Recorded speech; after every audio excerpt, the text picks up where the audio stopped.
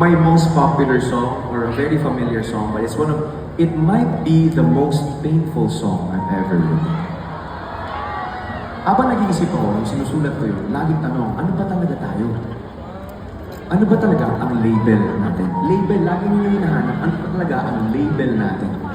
Pero what if, naisip ko, what if, instead of that question, paano kung label na lang ang meron? Wala nang pagmamahal. Ang hirap, no? Isa sa pinakamasakit na types of breakups na dadaanan ng tao is yung mahal na mahal mo tapos na fall out of love. Oh my gosh. Ibang klaseng sakit yun. Yung tipong nagsistay na lang kayo kasi committed kayo. Nagsistay na lang kayo kasi sayang. Sayang yung 10 years, ang tagal na namin. Pagsisimula na naman ako ulit. Pero hanggang kailan ba ang sayang? Napakasakit pakinggan, pero nangyayari siya. Kaya ako rin nasulat tong song ko. May nabasa ako one time, sabi niya, so tuwing nag-message siya akin sa Instagram, tapos parang nag-share siya, nag-open up siya. Tapos sabi niya dun sa letra niya, minsan kasi DJ, pag nakatingin ako sa kanya, wala nang pagmamahal. Panghihinayang na lang ako ngayon. Grabe yun. Yung tipo ba nakikita mo siya, hindi ka na nai-inlove, kundi nasasayangan ka na lang. So this next song is a conversation between two people na yun yung pinagdadaanan. And let's all join them in the room. This is Huling Luha.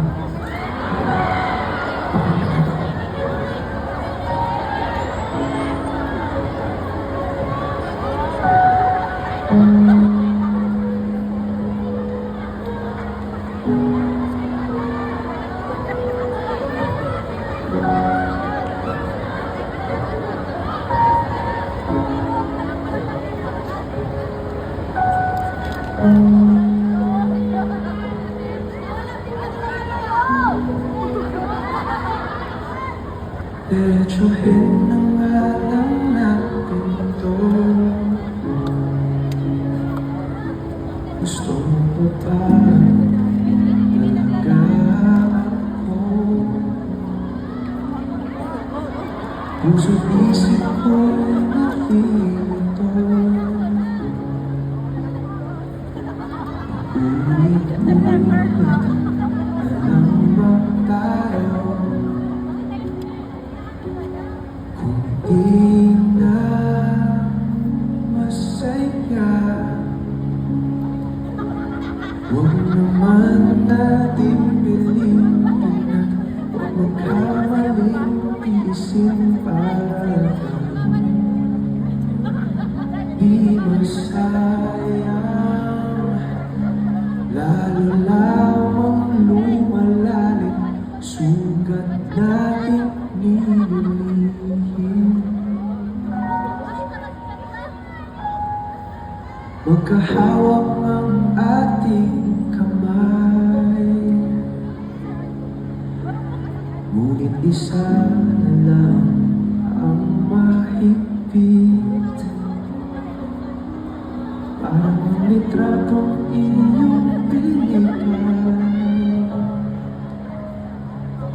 unti-unti na tayo ang pupunit.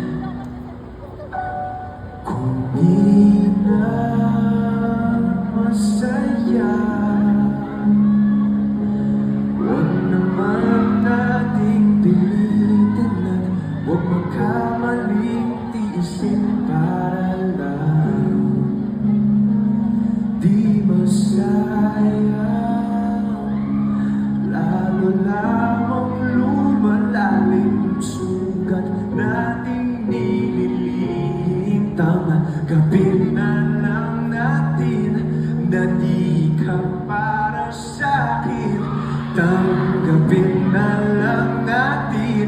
na di ka para sa akin.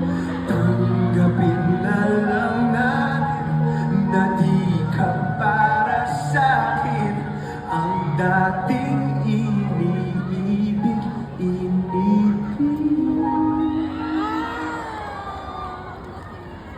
ang dating iniibig, inibig na lang.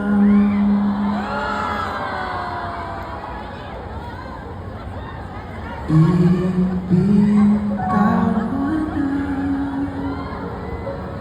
na kita.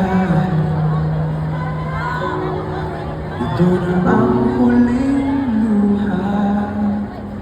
Tama na.